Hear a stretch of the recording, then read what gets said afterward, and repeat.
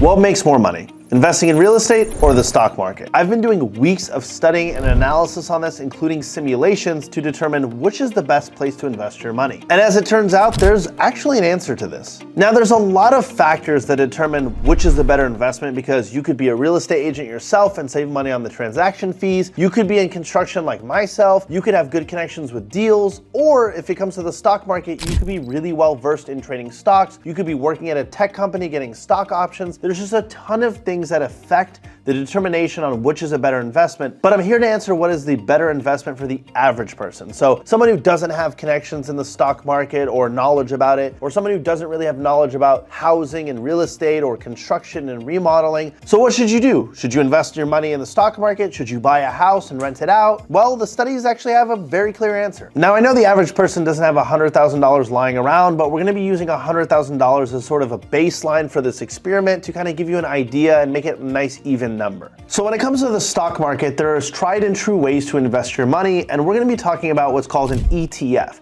And an ETF is basically a stock that you buy that is technically you buying multiple stocks under one stock. So imagine if you've got 500 different companies under this ETF and one of them goes bankrupt, well, your whole stock doesn't go away because you own 499 other companies. Now, the S&P 500 is pretty important because it's one of the highest performing ETFs out there. It averages around 10% a year on your money, which is huge. Now, on the flip side, if you were to buy a home, especially in California, you get around a 4 to 8% cap rate. So what's a cap rate? Well, it's basically your return on investment. So if you were to buy $1 million home, you would get around 4 to 8% a year back on that money. So let's just say it's 5%. You would get $50,000 a year, or roughly $4,100 a month on $1 million home when you go to rent it. But here's the problem. When you own a home, it isn't just as easy as renting the home and getting your 4% a year. There's a lot more that goes into it. So you have property tax for one. And in California, it's pretty cheap, but in most places, it's actually a lot more expensive. So let's say California, for example. We have a roughly 1% tax rate on property. So if you're making 5% on your money, technically 1% of that is going to go to property tax, which means you're earning 4%. But it doesn't stop there. There's actually maintenance costs and insurance, which is another about 1% a year, which means you're earning 3% on your money. Now, 3% is a pretty low investment, especially now, because apps like Robinhood are offering around 5% return on your money with little to no risk.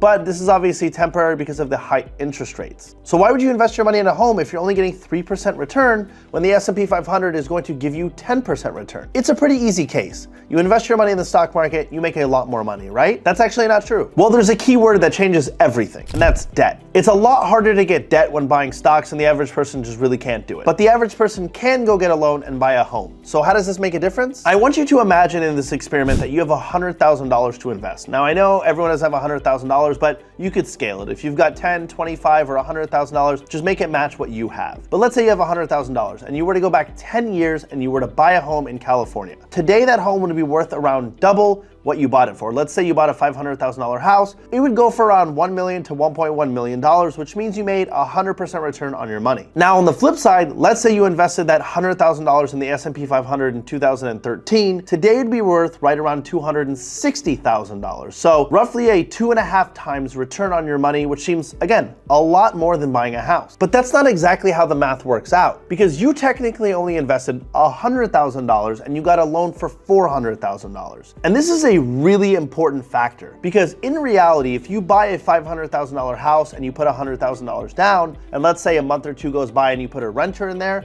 well, hopefully the renter is going to cover most, if not all, of the mortgage. And I know today it's a lot harder to do that, but let's just say in this experiment, you get them to cover most of it. Let's just say 90% of it, and you're contributing a little bit of it. Well, in the long run, let's say those 10 years, that home is technically worth $1 million, but you really only invested $100,000 and maybe a couple $100 a month. So realistically, over those 10 years, you actually earned from $500,000, it being the purchase price, to $1 million. That is a $500,000 profit. And let's just say you spent $100, $200, $300 a month on the mortgage to help out the renter. So realistically, that's $3,000 to $4,000 a year times 10 years. Let's say it's another $40,000 for this argument.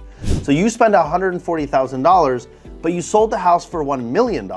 So you earned $500,000 on $140,000, which is much larger than just doubling your money. This is almost 3 times your money. And in reality, the renter had paid towards your mortgage in that 10 years, and that is another $200,000 that goes towards your principal, which in reality means that's another $200,000 you made. So realistically, you invested around $140,000 to earn $700,000. Now that's almost 5 to 7 times the amount of money that you invested in the home, depending on how much you helped the renter out with the mortgage, which means that you got a much larger return on your investment when it comes to real estate than it does in the stock market. Now beyond that, that does not include people who can flip homes, or if you buy a home in a bad area and you fix it up, because automatically if you were to remodel, let's say a $500,000 home in an area where all the homes are $700,000, let's say you put $100,000 in, so you're in for $600,000, that home could now be worth $700,000 overnight, which means you are also making $100,000 instantly. Now, obviously it makes more sense now to buy a house than it does to put it in the stock market, but it goes even further than that. Because along the way, you can refinance your house multiple times. So let's just say in 10 years time, instead of just selling it, you can refinance it and pull out cash. And the key here is it's all tax-free. Because it's a loan, the government does not tax it as income, which theoretically means if you were to wait 10 years or 5 years and you refinance your house, you extend the payments again and you lower the payment and you're pulling out some cash, it means that you've got cash in your pocket tax-free. And on top of that, you are able to refinance and lower the payments, which means you potentially could be profiting month over month instead of the mortgage being barely covered by the renter. So of course not everyone knows how to remodel a house or flip a home or even has the time to do so.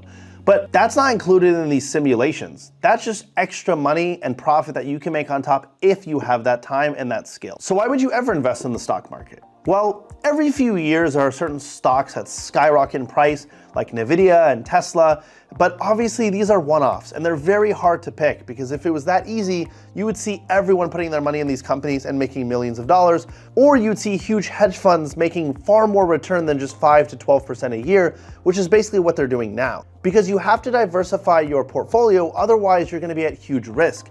Now imagine you put your $100,000 in Nvidia and it didn't go as planned, and it went down 50% like Tesla is currently right now, you would lose a lot of money. But in the long run, these stocks are good investments, but they aren't going to return the 5 to 7x return like you think. Which is why putting your money in something like an ETF is just a lot easier if you don't know a lot about the stock market and if you wanted to invest in the stock market. But personally for me, I would rather pick real estate because I feel like it's an endless cycle that you can use the debt for. So in 10 years when you make that income, instead of just selling the house like you would have to do with the stock to even benefit from it, I can take a loan on the house, I can refinance the house, I can get my money out, and I can start a whole new project without paying any taxes. But things can always change, so you have to be very diligent. It isn't just blindly throw your money at something and it's gonna make you more. It still takes a lot of legwork, a lot of time, and you still have to be financially stable to be able to put your money in the stock market or housing and make sure that you don't actually need that money for a while. Because that is the #1 reason why people fail when it comes to investing in things like stocks and housing. It is proven that the longer you put your money in for, the more likely you are to profit. So it is at like a 90% chance that if you keep your money in for more than 10 years that you are going to profit. The reason why people end up losing their money is they'll go buy a house where they barely have enough money to cover the mortgage and something happens, like they can't find a renter for a couple months and now they're behind on payments. Or you put your money in the stock market like Tesla crashes, and although long-term Tesla will probably go up, they get scared, they pull their money out, or they get in a financial hole for other reasons like credit cards and they need that money and they pull it out at a loss, and overall they lose money. Now remember, don't think you could beat the stock market and be picking these one-off stocks. The greatest traders in history can't even do this, and there's been a ton of evidence of this.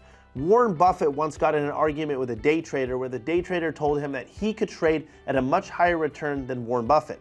Over the course of the next year or two, basically what ended up happening was that Warren Buffett returned a 15% return on his money, while the trader had huge swings up and down and ended at around 7%. So yes, there are stocks that perform really well, but this is not something that you should trust as your yearly income or something that's going to be consistent over 30 years. Now I know this is a lot of information, but it's really important that you are well equipped to understand the differences between leveraging debt and putting your money in the stock market, because if you learn this well, if you're financially stable, if you're financially savvy, you can make a lot of money in real estate. Now, neither of these are less risky or more risky than the other. They all come with their challenges. Investing in a particular stock can end up bad. Investing in a particular house can end up bad. But in reality, when you're comparing those two things, aside from the risk, one of those just tends to do better in terms of financial return, but the risk is roughly the same. Just as much as you could have a renter that doesn't pay you and squats in the house for 6 months to a year, causing you to lose the home, you could potentially be investing in a bad stock that ends up going bankrupt